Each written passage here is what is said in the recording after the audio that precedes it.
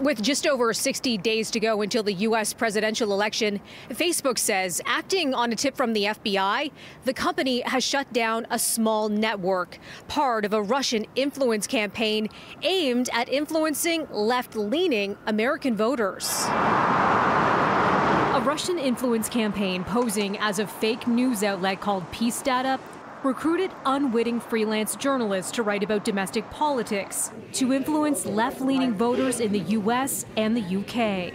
That's according to Facebook, which said Tuesday the project partly focused on racial tensions in the U.S.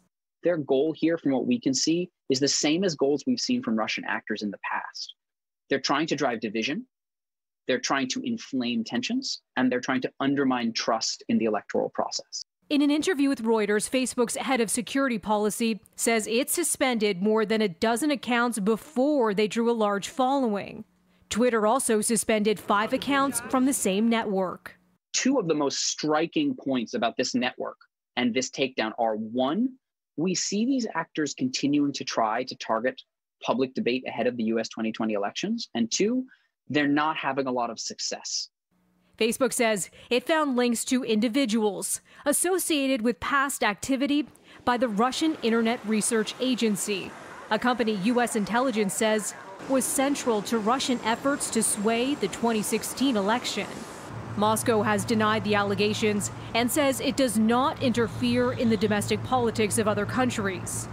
And a new report Wednesday about a Russian plot to spread misinformation about Democratic presidential nominee Joe Biden and efforts by the Department of Homeland Security to keep it quiet.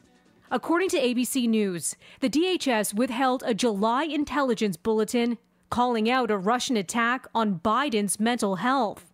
And the document mentions Iranian and Chinese efforts to criticize Trump, but focuses on and takes its title from Russia's attacks on Biden's mental fitness, a line of attack also utilized by both Trump and his re-election campaign. A DHS spokesperson telling ABC News the bulletin was delayed, explaining that it failed to meet the agency's standards.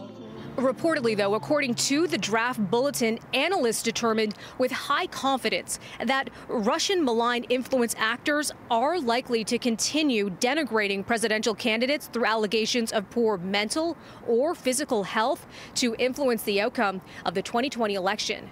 Melissa Duggan, City News.